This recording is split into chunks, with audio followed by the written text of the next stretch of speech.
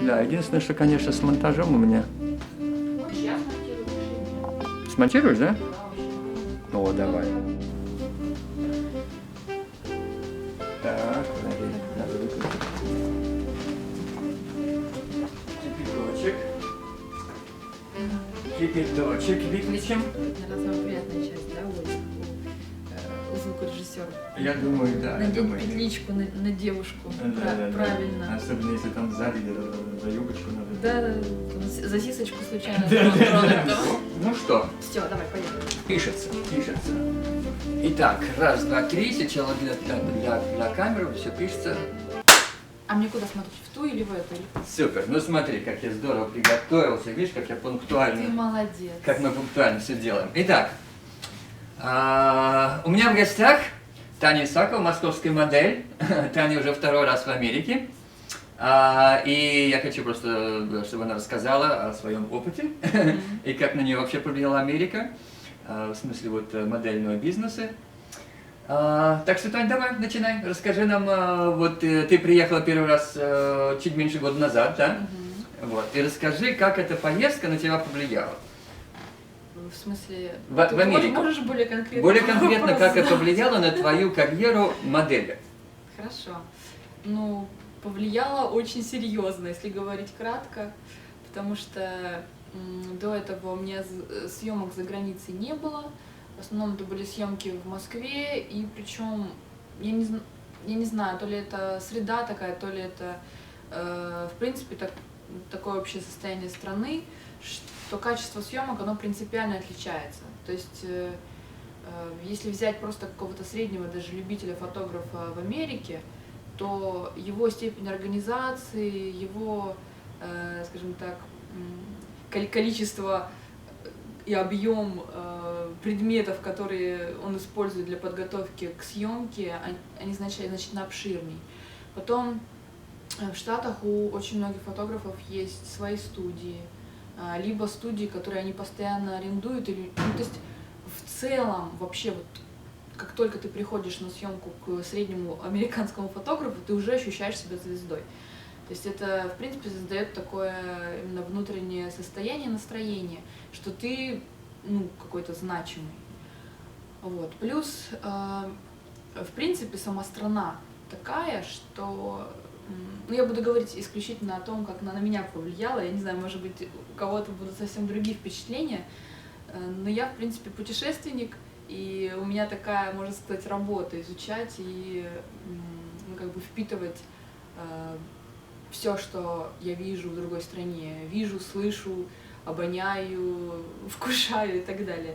Поэтому я здесь с самого начала стала замечать эти детали. И вот одна из деталей, которая оказывает до сих пор на меня очень сильное влияние, это то, что здесь все устроено таким образом, что ты чувствуешь себя как будто бы свободным. Я не знаю, это ложная свобода или нет, но вот до настоящего момента... У меня тоже такое чувство, да? Если вот как бы суммировать все то время, что я провела в Штатах, это получается уже 3 месяца, всего 3 месяца, то есть 2 моих поездки, то я вот здесь себя чувствую очень свободно, начиная от возможности говорить, как я хочу, на том языке, на котором я хочу. То есть на русском я здесь могу говорить, потому что здесь есть тоже и русские, ну, то есть я могу самовыражаться так, как мне хочется. И в частности, мне почему-то очень-то приятно в отношении одежды. То есть я смотрю на людей вокруг, я вижу, что им совершенно параллельно, как я выгляжу. Я вижу, что им больше важно то, кто я, как я себя, какой я человек, а не то, как я выгляжу. То есть, например, в Москве я бы ни за что не позволила себе надеть какую-нибудь, ну, такую фриковую одежду, что ли, какую-нибудь такую необычную. Да ты что, мне кажется, в Москве очень много людей Ты знаешь, фриково. может быть, я говорю еще раз, это касается исключительно моего опыта, может быть, у кого-то это по-другому. Но в Москве больше какой-то напыщенности, роскоши, понтов. Да. То есть на тебе должна быть люксовая одежда, она должна выглядеть идеально. Здесь же, и в частности в Лос-Анджелесе, где мы находимся, здесь этому придается минимальное значение. То есть ты можешь конечно же, надевать шмотки от Dolce & Gabbana, но в то же время на тебе может быть какая-нибудь вообще задрипанная майка из секонд-хенда, но никто вообще не обратит на это внимание. То есть важно именно твое самовыражение как человека, то, что ты делаешь и как ты это делаешь. И вот, собственно, здесь я прям чувствую, что наконец-то я могу дышать. Ну, то есть какое-то вот действительно ощущение, что, в принципе, тут дышится свободней. Слушай, ну это все здорово, это все хорошо. Я конкретно, более конкретно, я хотел просто услышать, вот, как по модели, то, что как повлияла вот твоя первая приезд. Ты была вот почти год назад, да? И вот из нашего разговора, когда мы ездили вот сейчас, да, ты мне просто рассказывала, какой это был огромный толчок для тебя и как тебя вдохновило. Вот об этом расскажи. И если ты там сравнишь, допустим, Америку, Россию, то сравни бы больше вот в области фотографии, особенно вот в качестве модели. Хорошо. Да, скачок был, конечно, сумасшедший. Во-первых, и вот почему? Объясни почему. Сейчас объясню. Я считаю, ну, в моей жизни все происходит неким случайным образом или каким-то магическим, можно даже так сказать.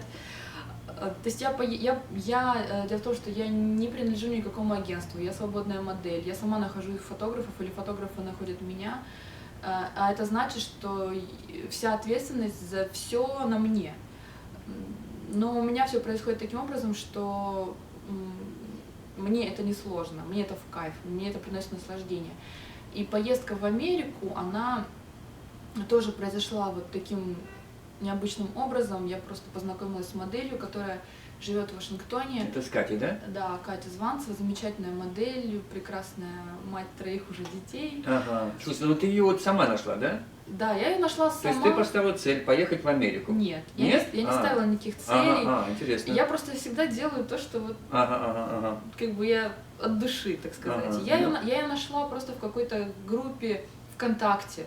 Просто увидела аватарку, и мне просто понравился человек. Я ей написала... Вы просто познакомились, а потом же выяснилось, что она модель. То есть до этого я отлично. уже, в общем-то, занималась модельным делом в Москве, но это было как-то вот, ну, не сказать, что меня перло, не сказать, что там было много работы, потому что все-таки в Москве очень высокая конкуренция, очень много красивых девушек.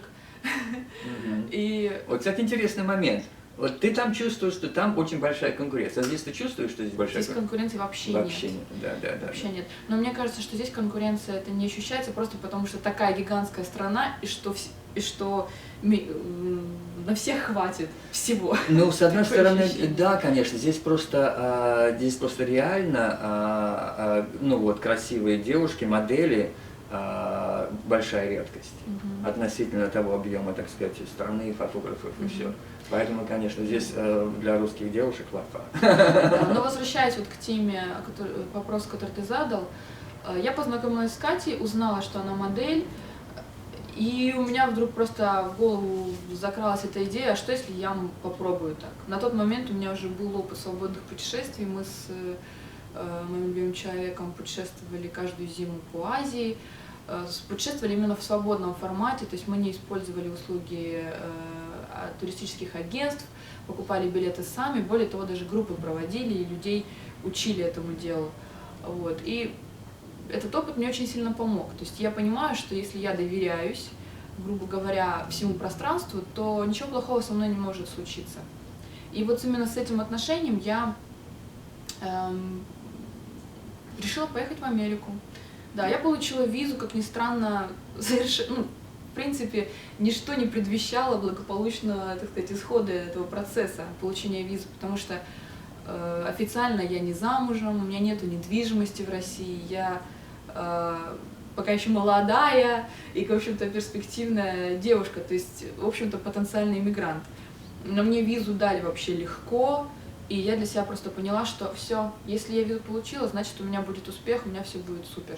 Так все произошло. И моя первая поездка, она была, вот это было 60 дней абсолютного успеха, какого-то невероятного подъема эмоционального, профессионального, вообще абсолютно разностороннего. Я вот рассказываю, у меня даже мурашки немножко по коже бегут. Отлично. Потому что это действительно было что-то, ну, может быть, даже одно из самых таких сильнейших, один из самых сильнейших опытов в моей жизни. Супер.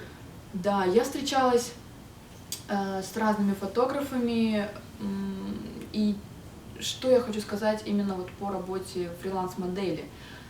Это круто тем, что ты здесь не ограничен рамками какого-то контракта. Тебя не ограничивают вообще ни в чем. То есть ты абсолютно сама все организовываешь от и до. Ты сама регулируешь отношения с фотографом, ты сама научаешься определять, нужен тебе этот фотограф или нет, хочешь ты с ним работать или нет. Научаешься налаживать коммуникации, ты просто становишься менеджером самому себе, и это просто невероятный опыт, который, ну, и в России мне тоже сейчас очень пригождается. Вот. Потом сейчас практически каждого фотографа я могу назвать своим другом. Вот Гена тоже. Да. Я сейчас, это моя вторая поездка в Штаты, я в Лос-Анджелесе остановилась у Гены в гостях, и мы вот живем как два друга. У нас все классно. И мы вот уже успели пофотографироваться, сделали замечательные кадры в Долине Смерти. Отлично. Ну супер, хорошо. Ну вот смотри, парочку моментов вот по поводу, так сказать, в чем разница работы модели в России и в Штатах. Вот ты говоришь, что здесь, так сказать, там большая конкуренция, вот. Ну, естественно, оплата, да? В чем еще вот какие? Почему вот эта вот первая поездка была таким большим прорывом, большим толчком? Какие еще вещи, факторы? Отношения, может быть, фотографов, там, вот ты говорил очень хорошо про профессионализм, про подготовку, вот, еще что, какие, так сказать, почему...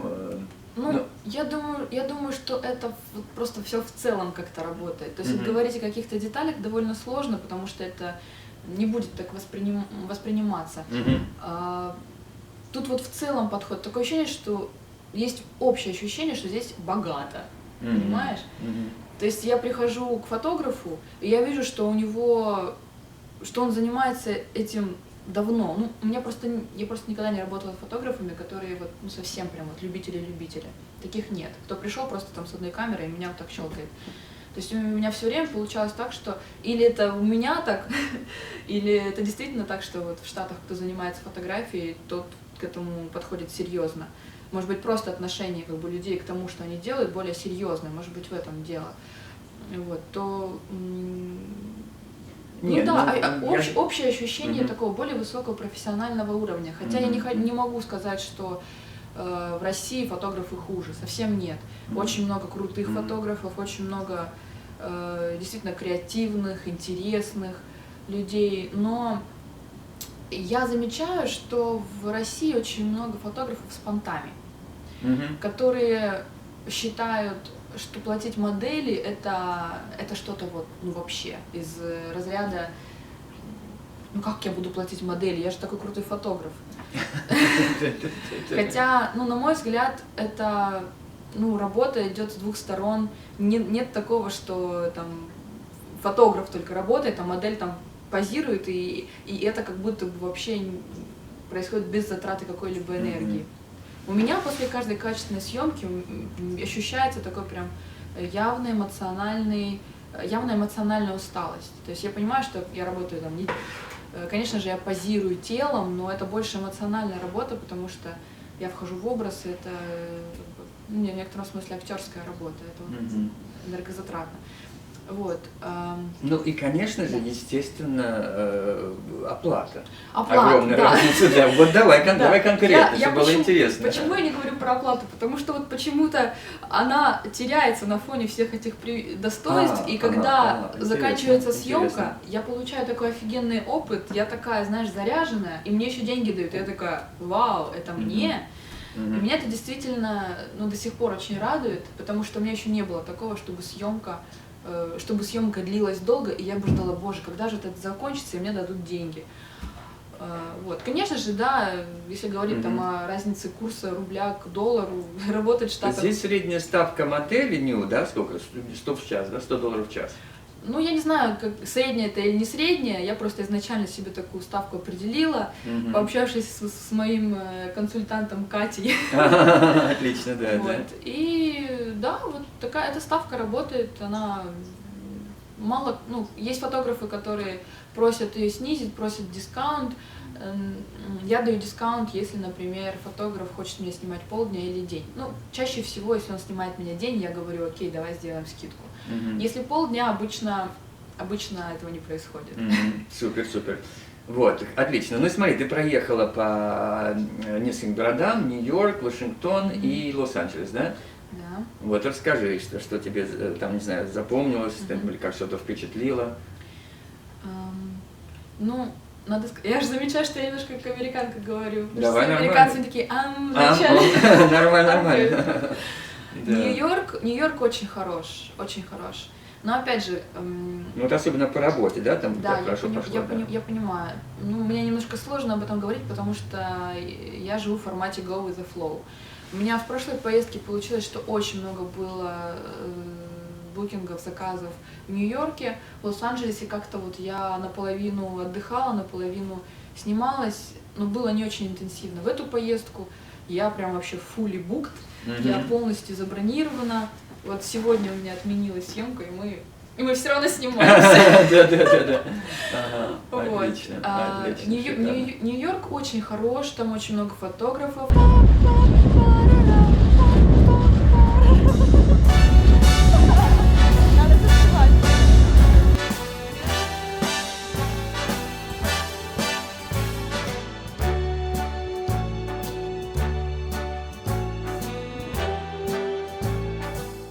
Но опять же, я не знаю, в каком городе вы кому понравитесь. То есть может случиться так, что выстрелит лучше Нью-Йорк, может быть, лучше будет работать Лос-Анджелес. Но по моим впечатлениям, в Нью-Йорке, наверное, все-таки больше будет заказов, потому что Нью-Йорк все-таки, ну, мной воспринимается как некий центр вселенной.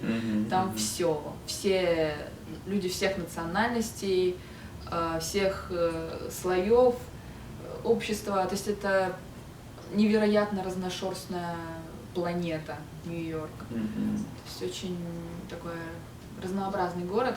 И там, я думаю, что модель вообще с любой внешностью, ну, даже специфической, может найти своего фотографа.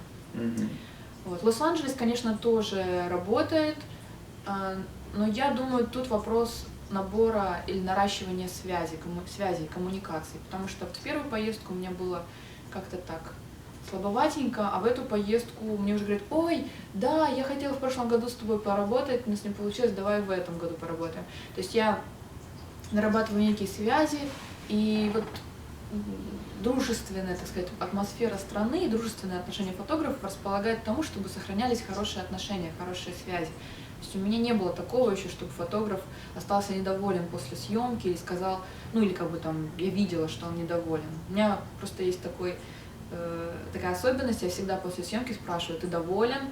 Ну, то есть мне прям важно искренне знать, действительно ли мы получили то, что мы оба хотели. Вот. Вашингтон тоже работает, хотя, опять же, в прошлом году у меня там было не очень много съемок, в этом году у меня в этом году произошел очень интересный казус с Вашингтоном, потому что я туда ехала на 4 дня, собственно, повидать Катю и поработать. И я была полностью забронирована, прям вот буквально вот с корабля на бал, с автобуса чуть ли не на съемку. И у меня прошла первая съемка, и потом получилось так, что вот за день все остальные съемки отменились. Это вообще какой-то нонсенс. Я, в принципе, никогда не переживаю по поводу там отмен каких-то, потому что я понимаю, что мое все равно меня догонит. И я быстро отреагировала, я разместила travel notice на Model Mayhem. Model Mayhem, то есть все работает через Model Mayhem. Model Mayhem я еще скажу. Да, я разместила быстро это объявление и тут же набрала такое же фактически количество заказов, как и что и отменилось. Да, я работаю через Model Mayhem. Как правильно? Model Mayhem. Model Mayhem. Да, фотографы находят меня там, я регулярно обновляю свой профиль, изучаю постепенно этот ресурс, потому что он очень тоже много возможностей дает, его можно долго еще изучать. Помимо, вот буквально недавно я обнаружила там статьи профессиональные, то есть там можно ну, типа типсы или какие-то... Типы, да. Типсы это чаевые. Типсы чаевые. Кстати, да, по поводу английского. Я считаю, что мой английский intermediate, ну, то есть средний. Да, у тебя очень хороший, да. Вот. И мне, в общем-то, нормально. Но иногда, конечно, бывают какие-то такие сложности, но, в принципе, я считаю, что английский, ну, важен. Важен, да. Ну, важно. Надо знать. Скажи, пожалуйста, вот еще очень хороший вопрос. Вот я просто, ну, мы уже общались по этому поводу, что московские, российские вообще модели из постсоветского пространства то ли не решаются, то ли не знают, то ли боятся, то ли еще что-то. Ну, короче, не это самое, не совершают этот первый шаг, чтобы взять и поехать работать, вот, тем более в США. Да. Вот почему ты думаешь, что мешает? Я думаю, что это исключительно ограниченность сознания, как ни грубо это не звучит. Я думаю, что это только вопрос выхода из зоны комфорта, и здесь мы касаемся больше вопроса какого-то метафизического, именно вопроса доверия, доверия пространству и доверия самому себе, может быть, даже себе в первую очередь, потому что, ну, если ты боишься ехать без контракта, то, видимо, ты не совсем уверен в том, что ты можешь это сделать. Ну, конечно, а кто может быть уверен, когда человек не знает, как там и что там, и это самое, да, то есть... Вот я об этом и говорю, что включаются какие-то мыслительные процессы, которые тормозят этот процесс. Я же, ну вот опять же, наши свободные путешествия с Пашей, они очень способствовали тому, что мне легко дается все это, мне легко... То есть у тебя была какая-то уверенность? У меня не то чтобы уверенность, у меня было просто доверие, у меня было предчувствие. Понимаешь, может быть... Что у тебя есть чувство, что в любой стране ты не пропадешь? У меня это абсолютное чувство. Вот это очень хорошее чувство. Да, то есть, ну потому что мы, можно сказать, даже бомжевали в некотором смысле. Да, вот, кстати, расскажи, где ты останавливаешься? Останавливаешься у друзей здесь, да, у фотографов, расскажи, потому что в Америке вообще есть вот целая такая категория моделей, вот особенно в стиле traveling models. То есть они переезжают с города в город, путешествуют, останавливаются, как правило, у фотографа, там на Баттер, конечно, снимается у него и живет у него. Вот. Тут расскажи у тебя, так сказать. То есть ты в гостиницах практически тебе не приходилось, да? Я ни разу не пользовалась. Отлично. Ну, ни разу не платила за гостиницу. Живешь ты бесплатно, да? То есть живу я бесплатно, то есть у тебя только билет, да. И все. И, ну и там расходы, да, туда-сюда, да? Да. Ага. Я, опять же, вот это, обращаясь к опыту нашему путешественническому в нашей семье, просто такая привычка сложилась. Во-первых, это интересней жить у Конечно, да. Ты видишь, людей. как люди живут, знакомишься, да, потому что пришел на съемку, туда-сюда пошел, разбежались, не успели подружиться, да? Не успели подружиться. А ты успеваешь подружиться, да. Ну, у меня просто еще есть некоторые там знакомые обнаруживаются сами как-то. Но, например, нужно активно использовать социальные сети. Там Facebook, например. Ты пишешь, например, все знают, что ты модель. И ты вдруг пишешь, что вот я решила поехать там в Штаты. И тогда нужно просто написать объявление: ребята, я лечу в Штаты, у кого есть знакомый в Нью-Йорке, кто меня там на 4 дня готов принять. Очень хорошо. Вот, то есть я когда только прилетела в Нью-Йорк, вот в этом году, у меня были какие-то небольшие сложности с жильем, то есть я все что-то никак не могла найти, где мне остановиться первые несколько дней.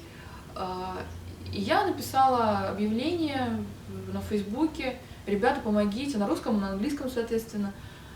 И нашелся человек, фотограф, который перепостил мое объявление, и среди его друзей нашлась девушка, которая меня на 4 дня хостила у себя.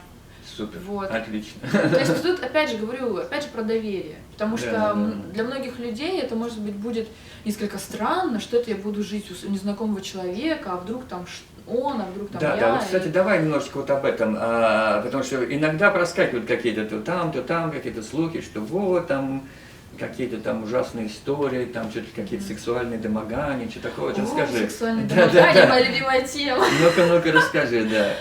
Но опять же, я буду все время возвращаться к теме, что все в наших головах, потому что ко мне ни разу никто не приставал. Не было такого. И дело даже не в том, что Нет. Ну вот расскажи, да, вот когда мы с тобой разговаривали, ты очень хорошо, как все ты четко, прям не стесняйся, четко говоришь, что ты А думаешь. я не стесняюсь. Хорошо, да. Я абсолютно, я просто формулирую так, чтобы было Да, красиво да, да, и да. понятно. В общем, что хочу сказать по поводу домогательств. У меня, видимо, просто, ну, опять же, определенное отношение. Я отношусь к моделингу как к средству моего самовыражения. И, видимо, есть определенный посыл, который я сообщаю в общество.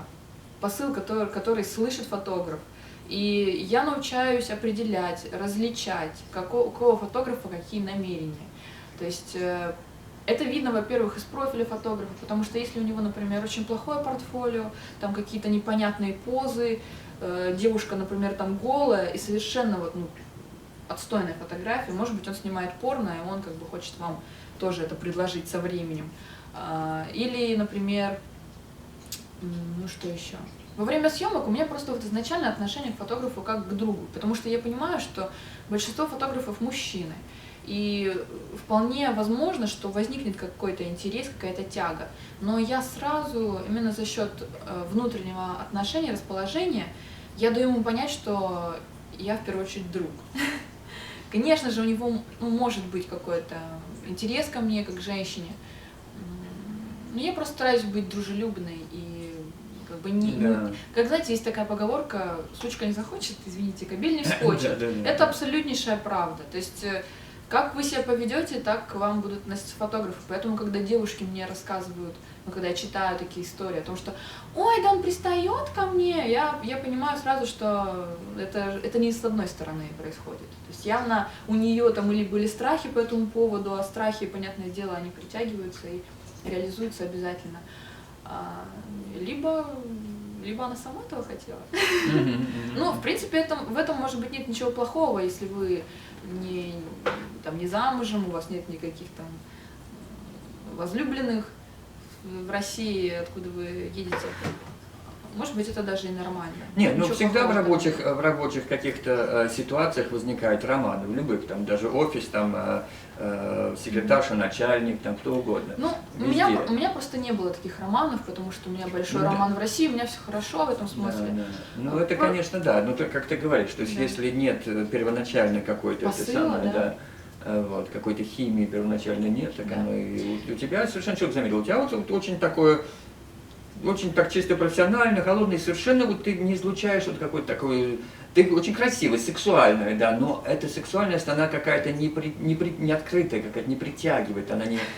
Нет вот этого какой-то, как у других моделей смотришь, на нее просто посмотришь и уже там, понимаешь. Ага, это Гена мне полчаса назад говорил, как я сексуально спортом занимаюсь. Ты есть, но ты понимаешь, что это не излучает в том смысле, что вот прям, оно...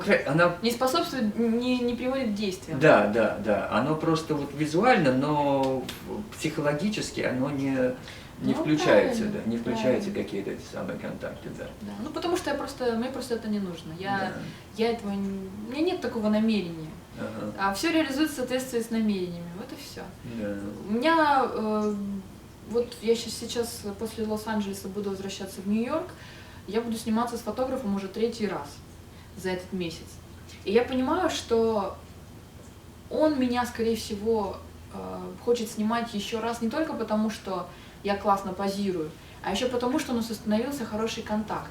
Но каким-то образом, ну я знаю каким, просто может быть это будет сложно объяснить вот именно в этом интервью, но я устанавливаю совершенно конкретный, нет, не конкретный, наоборот, не конкретный, очень мягкий контакт с человеком, душевный скорее, вот, именно душевный. То есть на уровне как бы не тех энергий, а именно такой дружеский какой-то, человеческий. Вот. Я думаю, что это главное. Если, конечно, вопрос не стоит в том, чтобы там снять там супер такую секси какую-то съемку, я думаю, там, наверное, должна быть какая-то прям искра между фотографом и моделью. Но так как я модель арт-ню, я не снимаюсь там в такой эротике, прям эротике. Эротика допустима, но мягкая скорее. Вот. Ну хорошо, ну еще Это вопрос именно внутреннего расположения. Давай еще пару слов тогда о планах на будущее. Просто мы когда говорили, ты рассказал, что ты прямо после особенно этой первой поездки стал воспринимать профессию гораздо более серьезнее и сейчас уже хочешь в этом деле работать профессионально. То есть, в моем понимании, профессионал — человек, который больше отвечает за качество своей работы. Не только, что ему платят за это деньги. Потому что платить деньги может быть какого-нибудь там халявщика. Пришел халявщик, там тяп-ляп, наложил там кирпичи, как-то криво. Долго и много ему платить не да, будет. да, да. Но вот именно человек, который, то есть, отвечает за качество своей работы, он профессионал. Поэтому, мне кажется, тут не показатель именно, что платят, а именно ты уже Ну, наверное, и то, делаешь хорошую работу. наверное, да. и то, и другое. Ну, Да. то есть, я считаю себя профессионалом как раз потому, что мне не безразличен результат нашей совместной работы. Я все время стремлюсь к тому, чтобы результат был качественный, хороший. А если за это еще платят, то это вообще замечательно. Да, да. Ну вот сколько ты зарабатываешь за поездку? Некорректный вопрос. Некорректный. Ну, можешь не отвечать. Я не буду отвечать, я уже озвучила, Да. какой рейд и Да. какая ставка, и сколько каждая модель, сколько заработает, столько привезет. Да. Хорошо. Отлично. Ну и расскажи теперь о каких-то там, вот, может быть, наших съемках совместных. Что тебе там что-то понравилось, что запомнилось? Ну, что сказать. Ну, у нас с тобой просто дружеский контакт установился, и у нас общее понимание красоты, и мы, мне кажется, ну, очень хороший тандем. Ну туда направлять надо. Ну сюда.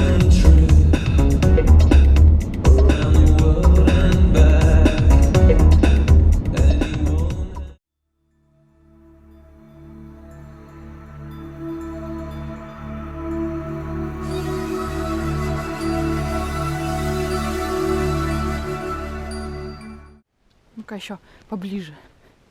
Фотограф спекся.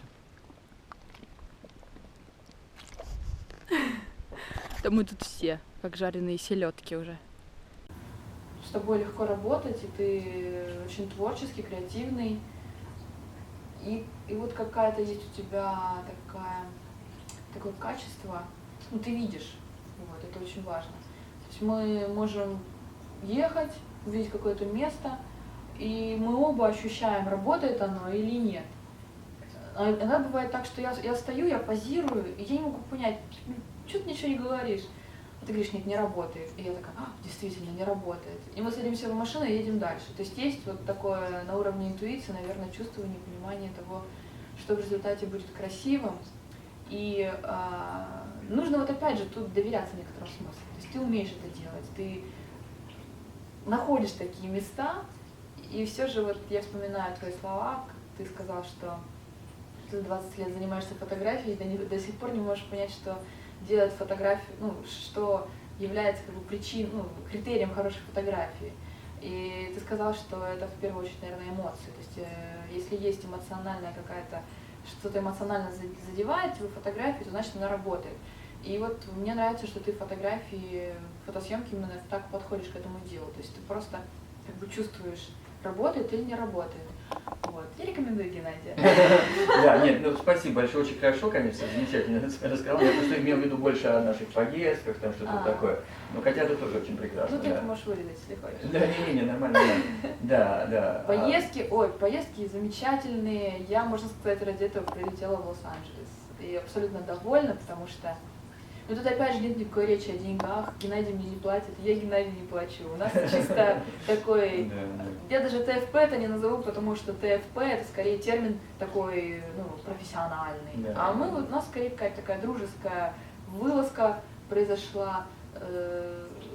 Творческая дружба. Да, совмещенная со съемками. Но тем не менее, мне очень нравится, что мы умеем разделять вот эти вот отношения, что мы вот друзья, да, когда мы не снимаемся, мы тут обедаем вместе, там, Гена меня может подвезти куда-то, и в то же время мы еще как профессионалы сотрудничаем друг с другом. То есть вот это разделение, я думаю, оно тоже очень правильное. То есть вот умение переключаться. Из поездок что больше всего так понравилось? Что из поездок? Блин, ну это виды, конечно. Виды, это вау-виды, это...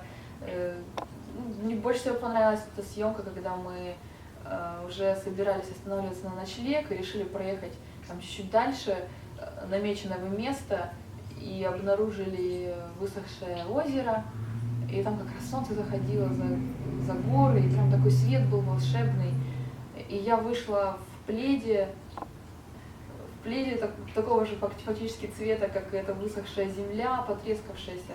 И я начала там прыгать, что-то крутиться, и Гена говорил: боже, как красиво, там лава или что-то, я не помню, что ты говорил конкретно, но в общем, он меня заводил тем, что он так реагирует, а я, видимо, его заводила тем, что вот я позировала классно. И мы вот оба, видимо, на этих энергиях, так сказать, вот эти полчаса проснимались и получились просто сумасшедшие фотографии. Я сдерживаю себя от того, чтобы не прессовать Гену, скорее их обрабатывать, но я знаю, что это самое неприятное для фотографов, поэтому я очень глубоко. Молодец, спасибо. Вот. Ну, конечно, ночевка в машине, в пустыне. Это было так классно, такого опыта у меня не было, но я думаю, что тебя это затронуло больше, чем меня. Да, у меня тоже точно такого опыта. Я вообще даже не мог представить, что можно в машине ночевать. Кто-нибудь говорит: да что, давай в машине переночуем. Да. У меня, кстати, всегда с собой спальник есть. То есть я, как сказать, как сумасшедший путешественник, я вожу с собой спальник, и я с удовольствием в нем ночую. Вот даже здесь я сплю в спальнике. Да. Вот. Что еще? Ну, это, конечно, говорю, колорит страны. То есть она такая огромная, необъятная. Тут так много всего можно посмотреть. Я понимаю, что вот за 3 месяца, что я здесь, боже, я даже, может быть, 5% посмотрела. Тут очень много всего. Я считаю, что вот эти поездки в Штаты в качестве модели — это замечательная возможность совмещать работу, ну, я даже от работы я не могу назвать, увлечение, хобби с путешествиями. Потому что, вот опять же, если, как говорится, расслабиться и получать удовольствие, то и работа перестает быть для тебя каким-то усилием.